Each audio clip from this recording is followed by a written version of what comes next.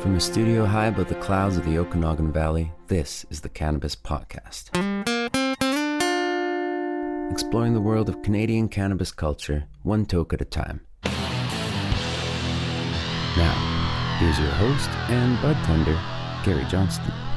And welcome back to the Cannabis Podcast. Here we are at episode 92. Should this be your very first visit? Well, an especially warm welcome to you. You're going to find that there's a whole bunch of discussion about cannabis for the next 30, 40, who knows how many minutes. So I hope you'll enjoy yourself and welcome to the ride. This podcast is intended for those 19 or older in your jurisdiction. It is intended purely for entertainment purposes. You should always consume cannabis responsibly. This episode, we're going to start with a story that explains the problems facing craft cannabis in our country, and then we're going to get details on people searching for a solution at the upcoming BC Cannabis Summit that's happening in Kelowna this April. We're going to talk with one of the organizers of that summit, Cory Waldron of Mood Cannabis in Nanaimo. Now, one topic likely up for discussion is the lack of review after 3 years of legalization. Have a story on that. The BC Cannabis stores have nicely given themselves another advantage with third-party delivery exclusively for themselves. On Cultivar Corner, we're going to be filling up with gas tank from Highland Grow, and I'm going to finish with a story about how sometimes cannabis can be a barrier to your success. All of that and more on episode 92 of the Cannabis Podcast. And before we get things rolling, some shout-outs to some recent connections. Welcome to Callie. Callie is now along for the ride, and Callie suggested considering a mix of perhaps a beverage and flower for a test on Cultivar Corner. Not a bad idea. I might just consider that. And also a suggestion from Ken. What about employer drug testing, says Ken. You know, I think that's a really interesting question, Ken, because I would hope there would have been some adjustment of that since we have been legalized for 3 years now here in Canada. I do remember covering a story that said something about Amazon dropping that requirement for their contract drivers to be cannabis-free. So perhaps it's changing, but I'll look into that, see if there's a deeper story that we can dig up. Thanks for the suggestion, Ken, and welcome along for the ride. And if you ever want to connect on the socials, on Twitter and Instagram, it's at Cannabis Podcast. Facebook? I know people complain a lot about Instagram, busting people for cannabis posts and everything else. Well, I've never had any issues. Cannabis is right in the name. Facebook, however, completely different story because there cannabis is a foreign word, apparently, a dirty word. I can't use it. Even though the page name is the Cannabis Podcast, the reference is Weed Podcast. I can't explain it either, but that's just the way it is. And remember as well, if you like what you hear and you feel so inclined, you can always click on buymeacoffee.com/cannabispodcast and buy me a doobie. And now let's go to a story that I've actually been trying to cover or wanting to cover for a number of episodes. This is clearly the episode that I need to run this story. And this is actually from a local news site, castanet.ca, a story written by Rochelle Baker, a local journalism initiative from Canada's National Observer, actually published in January 31st. British Columbia has been a mecca for cannabis enthusiasts and growers long before the product became legal in Canada in 2018. But the underground pillar of the province's economy hasn't flourished despite the hard-fought battle for legitimacy, industry advocates say. Policy hurdles continue to strangle the life out of the dreams of small craft growers and squander the legacy of BC Bud, said Marshall Anselmo of Grassroots, a Vancouver Island company that markets exclusive strains of cannabis plants. There was a lot of hype, hopes, and dreams, said Anselmo, who helped showcase growers' pre-legalization and farms cannabis with a medical license. But that kind of took a pretty quick turn, he said. There's a lot of growers still in the weeds waiting to see how things will turn out. Though BC has competitive advantages, the West Coast cadre of small batch growers simply can't access the market, says David Herford, secretary of the BC Craft Farmers Co-op. There are 6,500 medically licensed growers in the province, but only a fraction have transitioned due to an over-the-top regulatory and license regime that favors big corporations with deep pockets, says Herford, a former policy analyst with the federal Liberals. We have the best farmers in the world, and they're being shut out, he said. Everybody wants BC craft cannabis products, but the federal government has only approved 60 licenses in the first 3 years of legalization. The federal micro-cultivation license was conceived to encourage small farmers to access the market and allows for the production of 200 square meters of cannabis. But the risk and price tag associated with applying for the license are immense, and growers can't make a return with such a small footprint, Herford said. Anselmo agreed, noting it can cost $500,000 to $1 million with no guarantee of approval. It's a lot of upfront risk, he said. Municipalities in charge of zoning regulations have veto power, and a micro-grow facility must be fully built and production ready before getting its final approval from Ottawa. Combine that with declining marijuana prices and the skyrocketing cost of property in BC, and small growers have a hard hill to hoe, Anselmo said. And craft growers don't have direct access to consumers, who typically want to buy local quality cannabis from growers they know, like they did before legalization, he added. Craft growers must use the BC Liquor Distribution Branch as the intermediary to get their products to retailers at prices that aren't necessarily sustainable, Hereford said. If craft farmers want a direct line to customers, they have to apply separately for distinct federal licenses to process and or sell their products, also expensive and onerous routes. It's so overly regulated, it seems built to fail, Hereford said. It wasn't designed with craft farmers in mind, and there seems to be some bias in the system against them. The BC Chamber of Commerce also recently released a report calling for changes to boost consumer access, lower regulatory cost and taxation, and design markets to unlock the potential of BC's cannabis sector. Suggestions include allowing marijuana retailers, now able to take online orders, to opt for delivery services like Uber Eats or Skip the Dishes. The Chamber also called for the province to speed up a long-promised farm gate program to bolster agritourism in rural areas and allow small growers to market directly to customers like they do in the successful wine or craft brewery markets. The province should also work with Ottawa to lower the high taxes tied to cannabis and base them on percentage of sales rather than by price per gram, the report said. And the reason that I thought this was the appropriate episode to finally do this story is because the next story is about the BC Cannabis Summit, which is co-hosted by the BC Craft Farmers Co-op and Acres, the Association of Canadian Cannabis Retailers. And in fact, I have the director or one of the directors of Acres, Cory Waldron, as my guest. And Cory is going to give us all of the details on that event happening in Kelowna, April 20th, 2022. And guess what time it starts?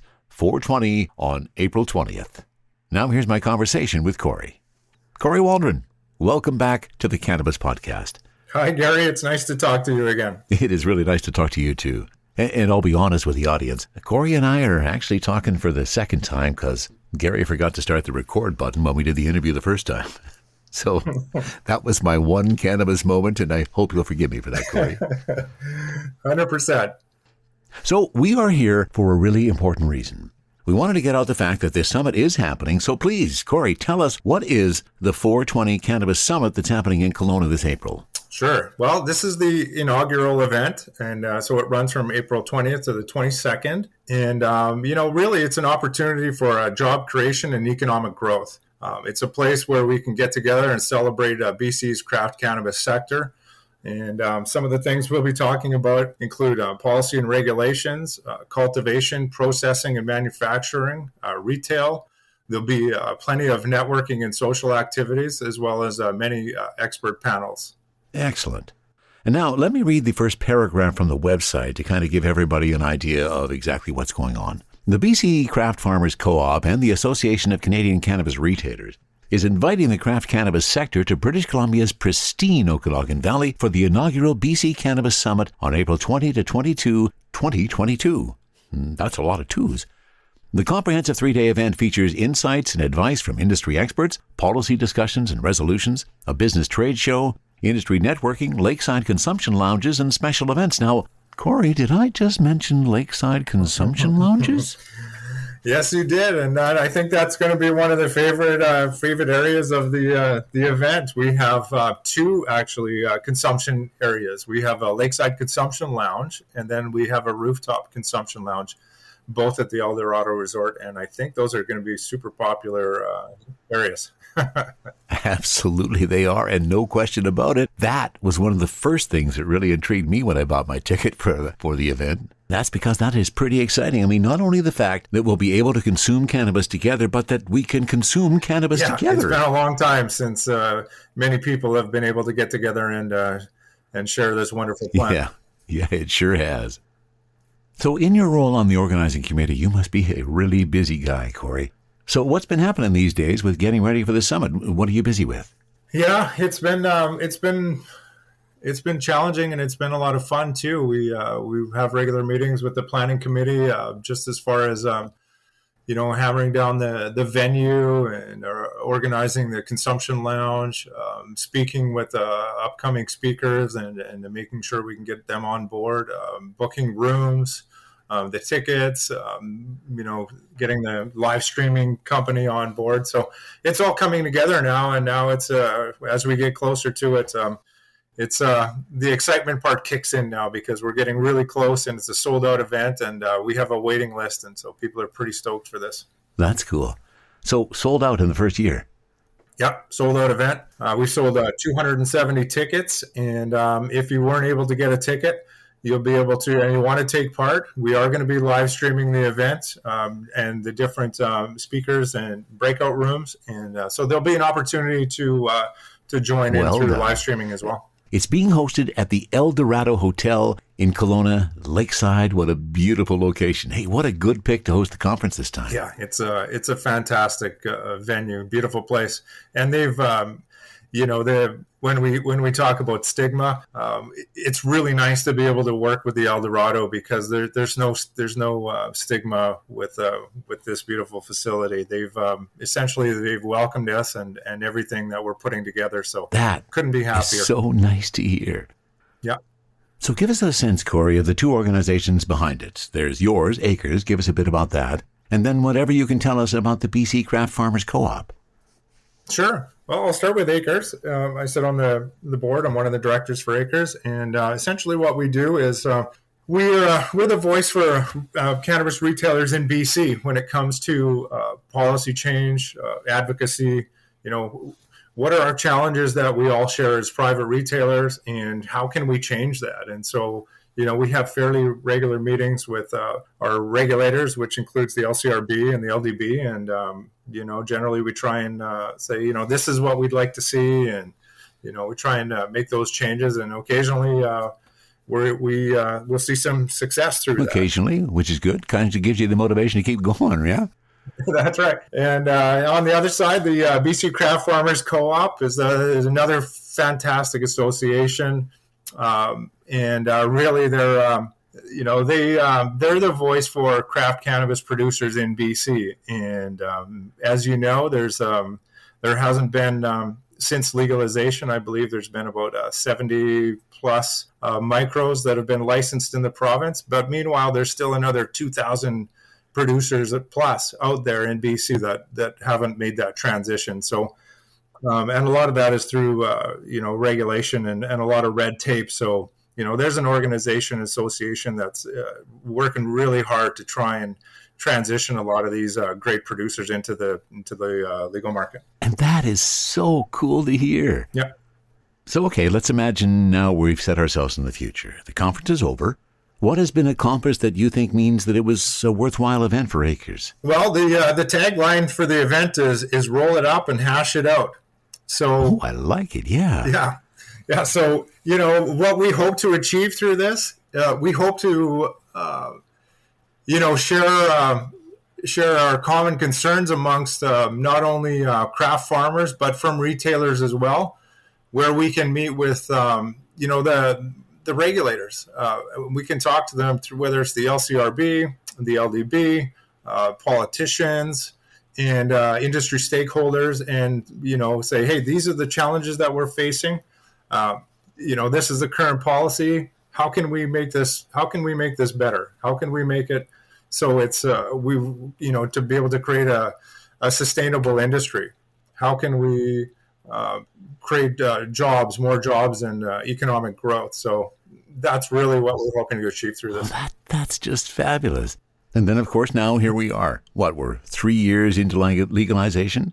Wasn't there supposed to be some kind of review that happened at that 3-year mark? Yeah, I have a feeling that'll be on the agenda as well to speak to Health Canada's, I guess, their sort of lack of response to reviewing the Cannabis Act. So, yeah, I think that's going to be a hot topic too. And I also guess in terms of the BC Craft Farmers Co-op, Farmgate's supposed to happen this year as well, is it not? Mm-hmm.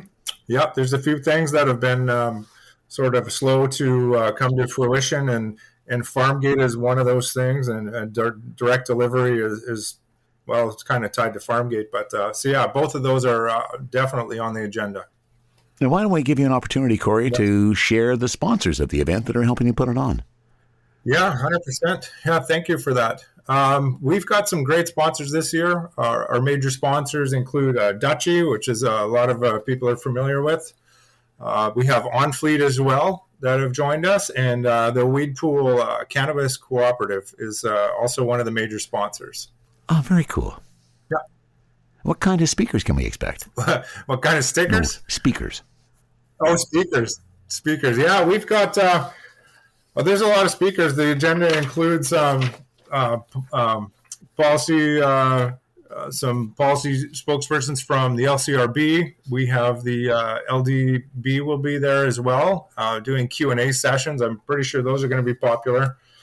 We'll have craft producers will be speaking, retailers will be speaking as well. We'll have some different breakout rooms because it's a packed full agenda, and so for that reason we've got a few different breakout rooms happening. Nice, yeah. And I looked at the agenda; it is truly full for those whole 3 days. They are loaded up with all kinds of great events, which is really good. Yeah, 100%. We even have Tourism Kelowna has expressed interest, and they'll be speaking as well.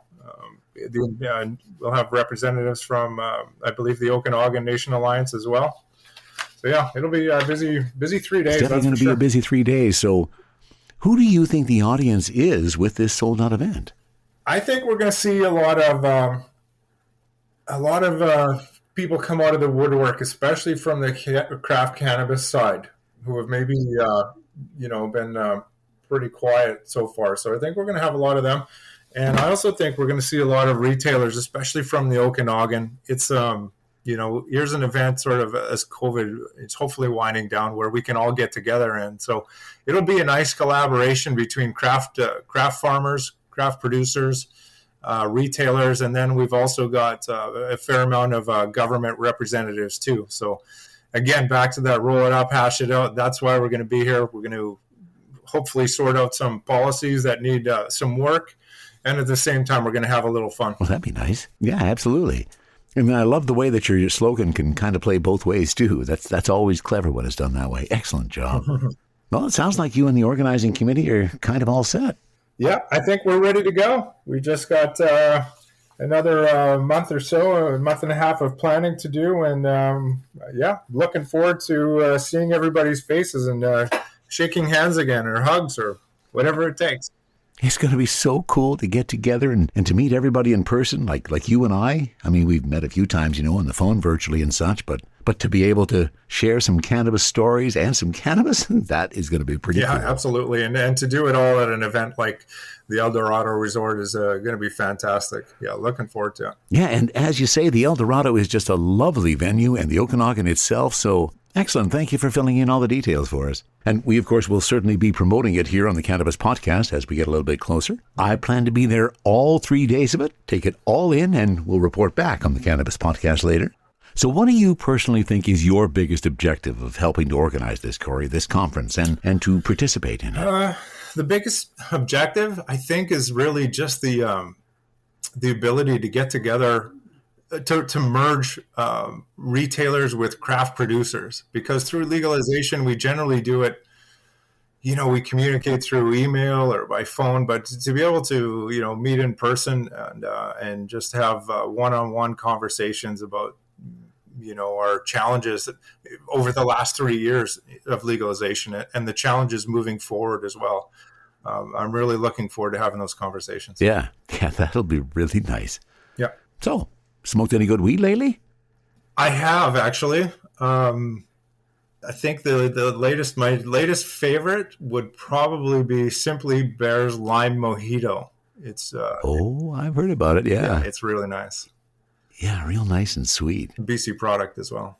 Which we love to promote our BC products, of course. We certainly do. Well, I am so looking forward to it. Cory, thank you for sharing all the details with me. Lovely talking to you again. It's going to be really nice to meet you finally in just a little over a month. Absolutely. Yeah, absolutely. Thanks for having me on. From a studio high above the clouds of the Okanagan Valley, this is the Cannabis Podcast. And I would not doubt that the story we're going to talk about now is going to be one of the topics of discussion at that BC Cannabis Summit. This is a story from mjbizdaily.com. Canada's cannabis legalization review running late as industry hopes for reforms. More than 3 years after Canada legalized and regulated recreational cannabis, the country's legalization law is overdue for a checkup.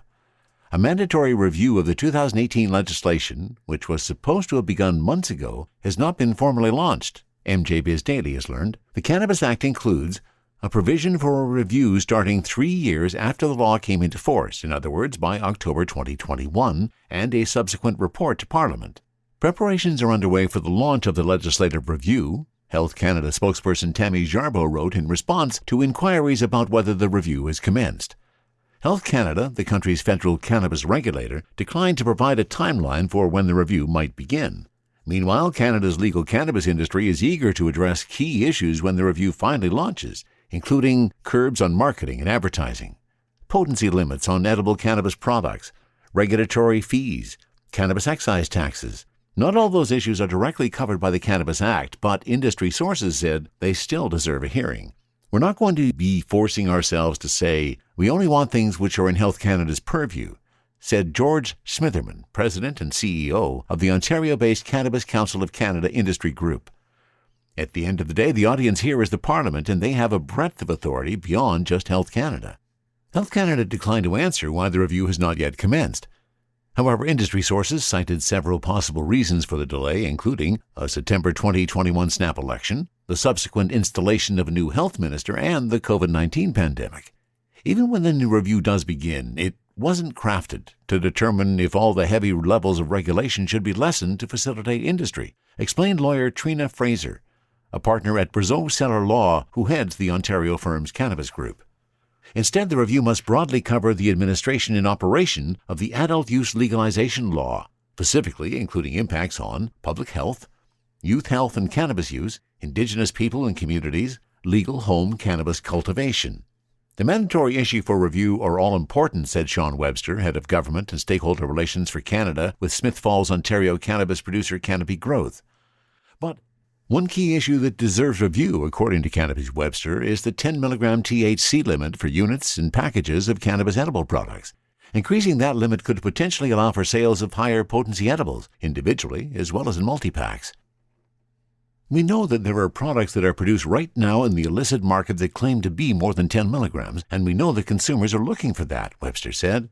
Canada's tight promotional restrictions on cannabis products also merit review, Webster said, perhaps to allow a more mature conversation with cannabis consumers about the products. Public health restrictions on cannabis packaging could also be reviewed to allow for more creativity, Webster added. The regulations are quite strong in terms of how many colors you can use, what type of colors you can use, etc. I'm not sure that that's doing anything right now, to be frank. Vlad Klakar, Senior Vice President of Regulatory Affairs and Planning with Toronto-headquartered producer Auxley Cannabis Group, listed other items that deserve attention in the review, including a significant bottleneck in obtaining security clearances, as well as more progress on Health Canada's framework for marijuana health products. The legislative review must be completed within 18 months of its start date, and a report with findings or recommendations will be presented to both houses of Canada's Parliament. It's not like we need a positive vote to keep legalization in place or anything like that, Fraser said. I think the question is just going to be whether the report leads to discussion and debate, which ultimately culminates in someone deciding that some sort of amendments are required and putting forward some sort of bill to that effect. Still, Parliament isn't obliged to do anything beyond receiving the report, Canopy's Webster said. Outcomes will also depend on the desires of the government of the day, added Webster, and with the current Liberal minority government, it's uncertain who will be in power by the time the review is finished. So there's a bit more detail in that story at mjbizdaily.com. Of course, you'll find the link back at Cannabis Podcast, as always. Interesting story, and there's a lot of things that should be reviewed. Certainly the edible limit, that 10 milligram limit, is absolutely insane. Plus, there's a whole lot of other things that need to be addressed, and I sure hope they start addressing those soon. THC, CBD, terpene profiles, what's in me? Oh, please explain to me. Cultivar Corner, Cultivar Corner, oh yeah. Cultivar Corner, please explain this stuff to me. On Cultivar Corner today, we're going back to the East Coast. We have done some Highland Grow previously. I think we've done Gaelic Fire and Eastern Dank at previous times on Cultivar Corner. And today we're going back to the East Coast. This time we're looking for a little gas. Gas is big in the cannabis world these days. A lot of people want to come in and say, give me gas, give me the gas. Well, we think we've cranked it up for the gas today with Gas Tank from Highland Grow. You can't get more gassy than Gas Tank, can you? At least I don't think you can. So, once more, I had a little bit of difficulty in finding information about what we are doing today. So let me pull up some of that. From the Highland Grow website, definitely some gassy tones on this one, no doubt about that. So let me give you a description from Highland Grow. A different batch every time. They've been working with rare cuts like Pink Octane, El Jefe, Pink Mink, El Muerte, Pre-98 Bubba, Cold Snap, Pink Coast, and many, many more for the sole purpose and sole focus of gas. That's what they want, and that's what they got. These experimental limited drops are sure to please. So that's the Highland Grow site, and you may be aware now that there's not a lot of detail there for me in terms of what else we can talk about. The terpenes, the THC, and all of that. Well, I got the THC right on the label, so that's easy. And this has been the case with most of the stuff we've tried from Highland Grow. It's been fairly high on the THC range, 27.8% THC on this guy. Definitely some gassy tones to it. Now let me pull out one of the really nice buds that we got from this. As I take a peek at it with my jeweler's loupe, let's see if we got nice frosty trichome fields. And we do. Not quite as vast as I perhaps would have thought or hoped, but fairly frosty. Not so frosty that the naked eye is going to pick up a lot of that frost, but when we put it into the jeweler's loupe, there is some nice trichomes. I'm not seeing a lot of amber in here. All seems to be at the milky stage in the trichomes. Oh, there's a bit of amber. So you never know. You never know how it's going to impact you. And as we said, there's a lot of people that are looking for gassy stuff these days. A lot of people will come into the store saying, give me something gassy. I want a lot of gas. So if that's what you have been looking for, then this may in fact be what you're looking for. Now, let me give you those other details. I found this on a site called Burb, shopburb.com, for one of their stores. This is Highland Grow's Gas Tank. And they say that the terpenes are going to be linalool, limonene, and beta-caryophyllene. And based on the smells, there's definitely some floral notes with that linalool, the limonene, and then just the gassy notes. So linalool, limonene, and beta-caryophyllene are our primary terpenes, the three primary terpenes. THC, as I said, 27.8%. And I think maybe it's time we gave this a try.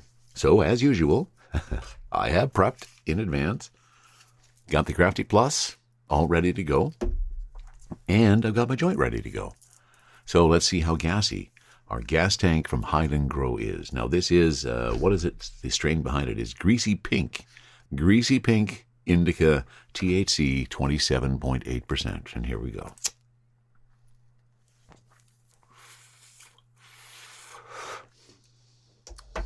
Yeah, pick up on some of those gassy notes with that first inhale as well. Now, in this other note, they're talking about some different flavors, many more the sole focus of gassy aromas. Expect that dank, spicy, citrusy scent with the undertones of anise and sweet apple in every bag. Now, here's where I go. My palate is just not that cleanly defined.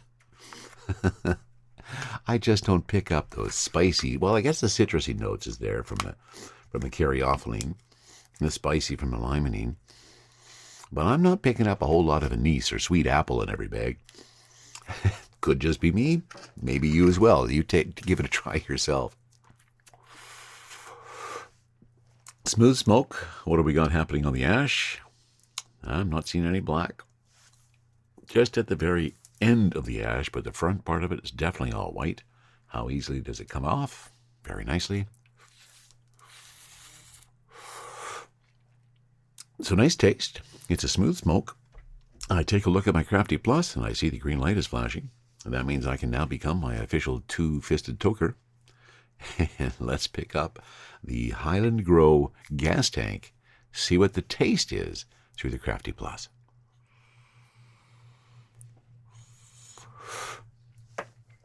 Oh, every single time.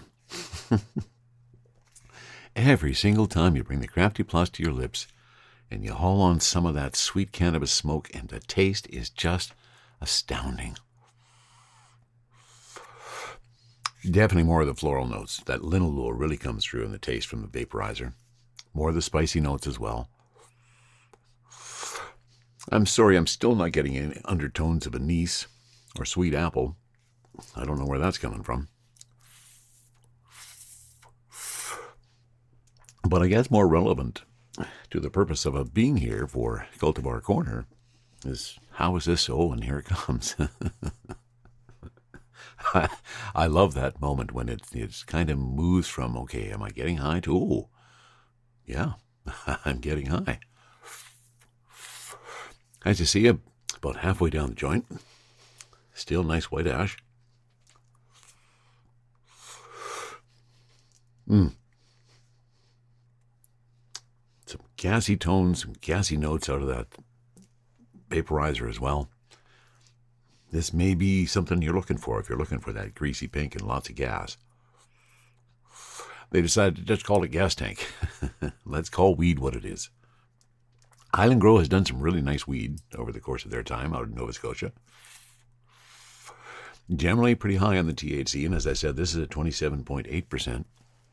So is it hitting me as hard as I would think it should at 27.8?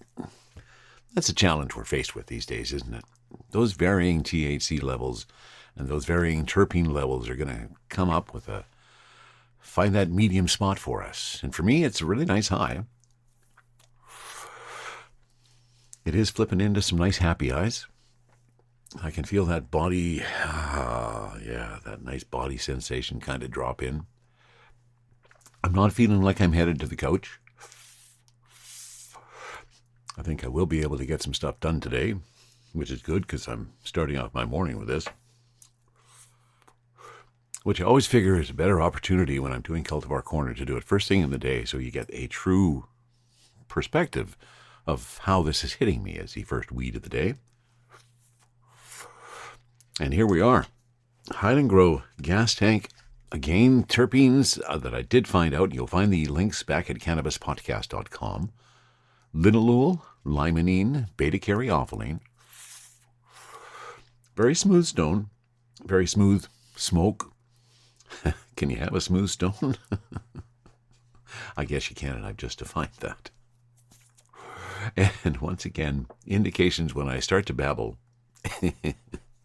It's usually a pretty good indication that I'm getting high. And that high is getting a little deeper as the babbling becomes more and more. So if you're one of those people who has been looking for the gas, and we get them all the time, give me the gassiest you got. May not be the gassiest, but it's pretty high up there. Highland Grow out of Nova Scotia. Their gas tank, which again could be a combination of Pink Octane, El Jefe, Pink Mink, El Merte, Pre-98, Bubba, Cold Snap, Platinum Bubba, Pink Coast, Dank Schrader, and many more. And what we actually got in this bag was Greasy Pink Indica. They're still doing some pretty good work out in Nova Scotia. Still getting me pretty buzzed as well. And that is Highland Grow Gas Tank. And audacity is the only word that comes to mind when I think of the next story. We are going to my friends at theOkanaganZ.com, a story written by my buddy David Wiley. BC Cannabis Stores breaks the rules with Pineapple Express. So a bit of background before I start into this story. Of course, right now, as you know, private cannabis stores in British Columbia can offer delivery. They have to provide their own drivers, their own vehicles, all of their own insurance, all of their own infrastructure, all the details that are required to do a delivery service. They are not allowed to use third-party delivery. And now back to the story. BC Cannabis Stores made a surprise announcement this week. Starting March 1st, the government cannabis retailer will offer delivery across large parts of Metro Vancouver through Pineapple Express, a third-party service. Perhaps nobody was more surprised than private retailers. They quickly pointed out the BC Cannabis retail policy forbids third-party delivery.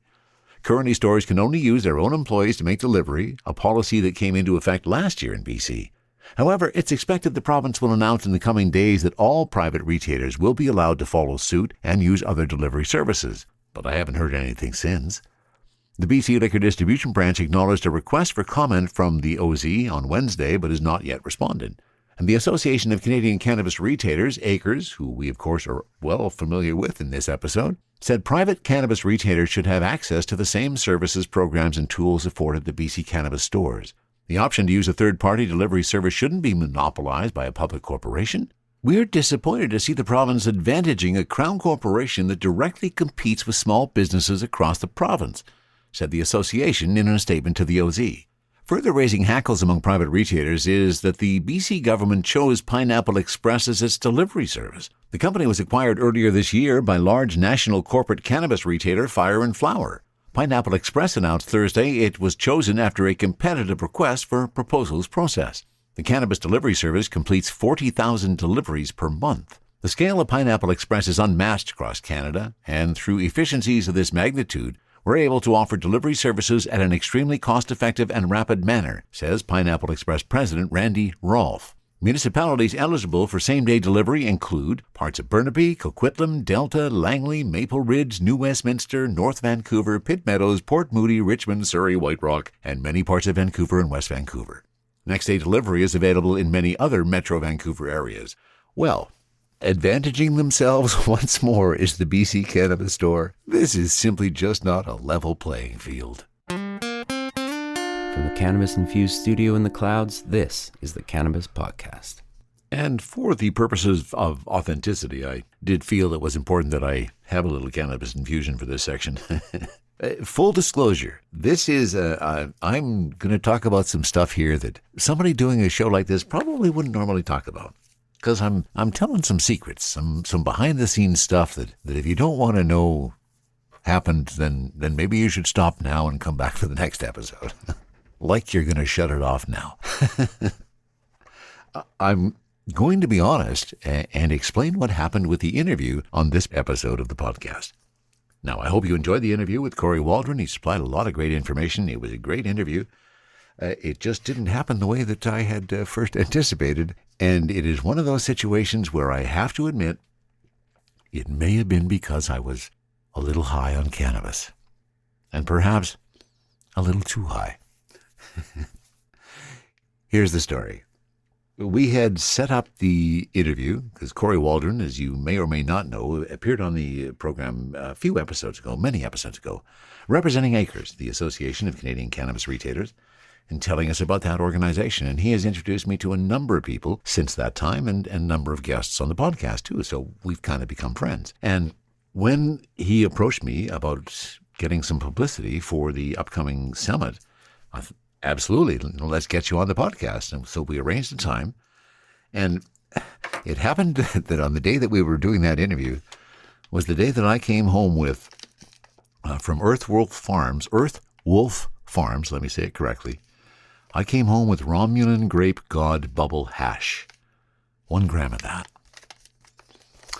This is some pretty sweet bubble hash, I have to say, and it will probably show up on a Cultivar Corner sometime in the future.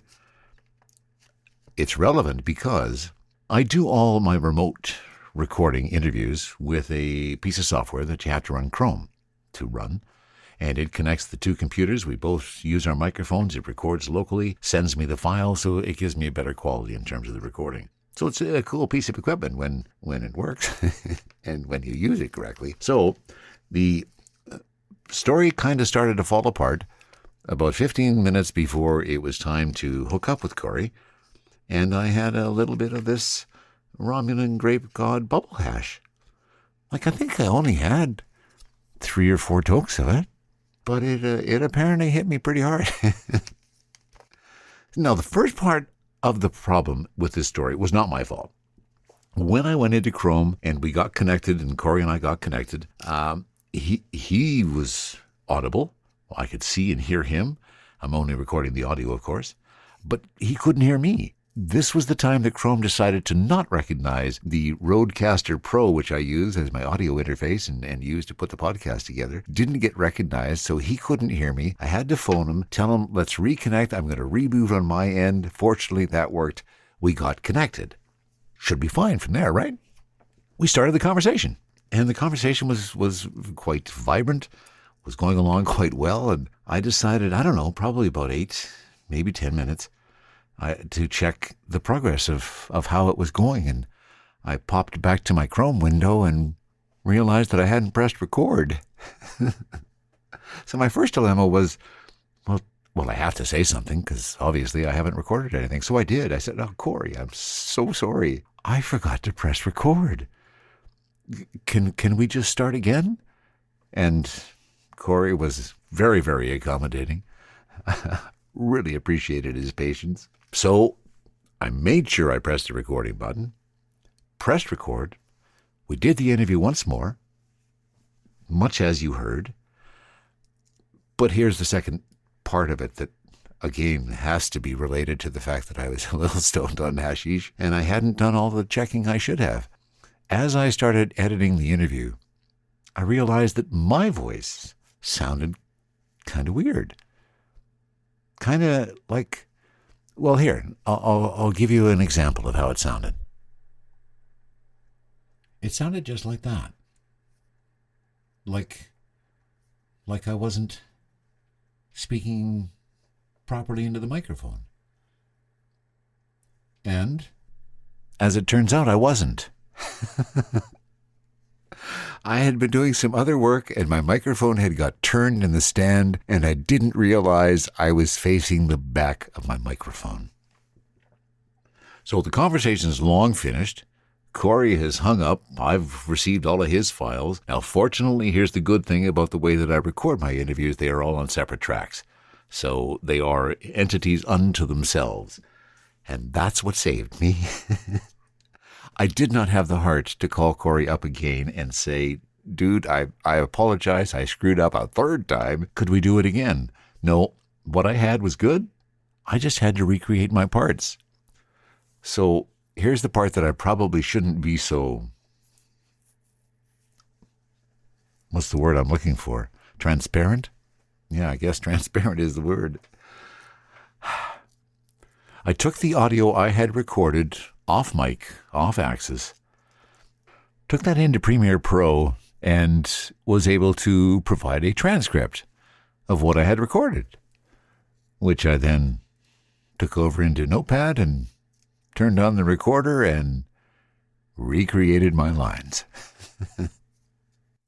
Yes, it's true. Every line of that interview was re-recorded so that I could save face and not face the embarrassment. And if some of it appeared to be a little odd, well, I apologize for it. If I'd spent a bit more time at it, I probably could have made a better match, but what a story. If you ever hear anything on the Cannabis Podcast that causes you to want to comment, please send a note to info@cannabispodcast.com. You can also find all the links to the episodes at cannabispodcast.com. If you want to connect through social, at Twitter or Instagram, it's at Cannabis Podcast. And if you feel so inclined and you want to buy me a doobie, you can head to buymeacoffee.com/cannabispodcast. Thanks so much for listening. That's episode 92 of the Cannabis Podcast. From the cannabis-infused studio, high above the Okanagan Valley, this was the Cannabis Podcast.